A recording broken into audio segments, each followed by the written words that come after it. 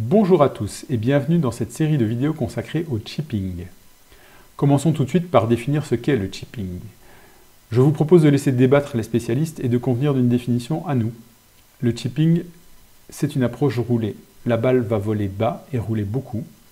Contrairement au pitching ou au wedging, où l'approche va être levée. La balle va voler haut et va rouler très peu après son impact au sol. Le chipping peut être réalisé avec tous les clubs de votre sac, y compris le driver. Ceci dit, pour les débutants, je recommande de prendre un club qui ne soit ni trop ouvert, ni trop fermé. Donc pas un sand wedge, ni un fer 5. Pourquoi pas le sand wedge? Parce que la balle va monter trop haut et elle va s'arrêter rapidement. Et le fer 5, par contre, elle va voler très bas et elle va rouler extrêmement longtemps. Donc pour les débutants, je conseille de prendre le pitch ou votre fer 9, qui me semble être des bons compromis. Comme vous le savez, ma stratégie globale au golf pour les débutants, c'est, s'il est possible de putter, prends ton putter, même si tu es en dehors du green. Si tu ne peux pas putter, chip, donc fais une approche roulée. Et si tu ne peux pas chipper, pitch, c'est-à-dire fais une approche levée. Pourquoi? Parce que pour un débutant, une approche roulée, aussi appelée chip, sera toujours plus précise et plus facile à faire qu'une approche levée. Il est beaucoup plus facile de régler la distance sur une balle qui roule que sur une balle qui tombe. À moins de 50 mètres du green, il n'y a en outre personne qui peut m'expliquer qu'il ou elle n'a pas la puissance pour pouvoir faire rouler la balle jusqu'au green. C'est donc plus une question de toucher que d'entraînement physique. Alors, pour chaque coup de golf, il y a des principes fondamentaux qu'il faut appliquer pour se donner un maximum de chances de réussite. La réussite de votre coup de golf dépend de votre préparation. Vous devez appliquer des principes fondamentaux pour pouvoir maximiser les coups réussis. Dans le cadre des coups de golf, je les désigne par l'acronyme GASP, grip, alignement, stance et posture. Le grip, c'est la façon dont vous tenez votre club. L'alignement, c'est la façon dont vous orientez la face de votre club et vos pieds par rapport à votre cible. Votre stance, c'est l'écartement de vos pieds et la position de votre balle dans les pieds. Et la posture, c'est plus ou moins la distance de vos pieds par rapport à la balle, savoir si vous êtes éloigné ou proche. Dans le cadre du chipping, le grip, le stance et la posture, vous pouvez appliquer les mêmes que ceux que vous avez dans le cadre de votre long jeu. Soit vous avez regardé mes autres vidéos, soit vous appliquez ceux qui vous font déjà plaisir et avec lesquels vous réussissez vos coups. Pour ce qui est de l'alignement au chipping, c'est vraiment quelque chose qui est très très important, comme dans tous les coups de golf, puisque l'alignement de la face de club va donner à 80% la direction de la balle à la sortie de votre coup. Donc vous devez absolument orienter la face de votre club vers votre cible, en faisant très attention sur le fait que la cible au chipping n'est pas forcément le drapeau. Votre cible, c'est votre zone d'atterrissage, qui va forcément être plus proche de vous que le drapeau, puisque la balle est censée rouler après avoir volé un petit peu.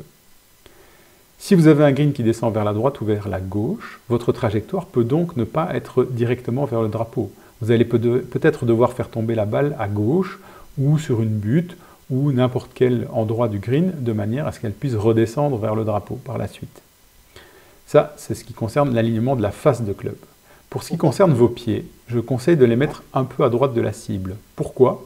Parce que ça va vous permettre de prendre la balle plus en descendant. Et en descendant, vous allez permettre à la balle de monter. C'est paradoxal au golf, mais c'est comme ça que ça fonctionne. Et en plus de prendre la balle en descendant, ce qui vous permettra de la faire monter facilement, vous allez vous assurer des meilleurs contacts. Donc éviter les grattes, les tops et tous les contacts qui font que la balle ne va pas là où vous voulez. Au niveau de votre stance, vous pouvez garder l'écartement de vos pieds à la largeur des épaules. Quant à la position de vos pieds par rapport à la balle, je conseille de mettre le club au milieu des pieds, c'est-à-dire au sternum, et la balle un petit peu à gauche du milieu de vos pieds. Votre posture, comme pour le long jeu, ne doit pas être trop penchée ni trop relevée. Vous devez être dynamique pour être à l'aise dans votre équilibre. Maintenant qu'on a les fondamentaux statiques, il faut réfléchir à la dynamique. Quand vous faites votre coup de chipping, vous devez absolument, comme dans la plupart des coups de golf, sauf le putting, vous devez penser à bien tourner. Bien tourner, ça veut dire surtout en fin de mouvement, bien terminer le mouvement devant vous. Pour vous aider, vous pouvez éventuellement tourner votre pied gauche, je parle pour les droitiers, vers la cible. D'ailleurs, l'orienter un petit peu vers la cible pour favoriser la rotation de votre tronc. Vous devez absolument contacter la balle puis la terre, Et pas essayer de lever la balle en faisant jouer vos poignets ou en essayant de mettre votre poids sur le pied droit. Votre poids doit plutôt être vers le pied gauche pour être sûr de contacter la balle en descendant. Et vous devez, quand vous faites votre coup, penser à avoir un rythme constant, c'est-à-dire la même amplitude avant et après le contact de balle. Ce que vous ne devez pas faire, c'est arrêter votre mouvement en bas quand vous avez contacté la balle. Sinon, vous allez ralentir et avoir de mauvais contacts et en plus des problèmes de dosage. Essayez de ne pas faire de mouvement de main. Il est possible de faire des chips en déverrouillant les poignets, mais je le déconseille pour les débutants parce qu'ils ont du mal à trouver leur distance. Alors que s'ils verrouillent les poignets et qu'ils font juste une rotation du buste en descendant vers la balle, en général, ils trouvent assez vite le moyen de doser leurs approches. Comment s'entraîner au chipping? Vous le savez, ma stratégie globale d'entraînement au golf pour les débutants, mais pas que d'ailleurs, c'est de répartir en 3 tiers. Un tiers de putting, un tiers de petit jeu et un tiers de grand jeu. Et encore dans le grand jeu, je distingue la moitié du temps pour le pitching, c'est-à-dire des coups que j'estime devoir être de 30 à 100 mètres sur des cibles. Et là, vous devez d'ailleurs utiliser tous vos clubs, apprendre à faire des petits coups de fer 6, des grands coups de sandwich, tout ce qui vous tombe sous la main pour pouvoir régler vos distances et votre direction entre 30 et 100 mètres. Et pour revenir au sujet du chipping, je conseille de répartir la moitié du temps à travailler les fondamentaux statiques et dynamiques qu'on a vus juste avant. Et l'autre moitié de votre temps doit être consacré à faire des drills. Le principe du drill, c'est que si vous ratez votre objectif, vous devez tout recommencer depuis le début. C'est un excellent entraînement parce qu'il apprend à gérer la pression quand vous jouez vos dernières balles. Vous ne voulez plus rater. Si vous vous êtes engagé à mettre 4 balles sur 5 sur le green, que vous avez raté la deuxième, que les 3 suivantes sont réussies, je vous assure que la pression pour mettre la 5e et dernière balle sur le green sera proche de ce que vous allez ressentir en compétition. Or, le golf est un sport exigeant dans lequel on compte les points, mais qui peut être joué de façon extrêmement détendue si vous êtes bien entraîné et si vous êtes entraîné mentalement à jouer sous pression.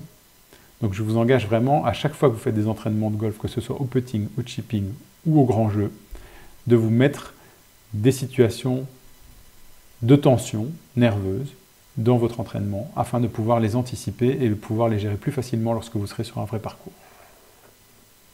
Je vous remercie de votre attention.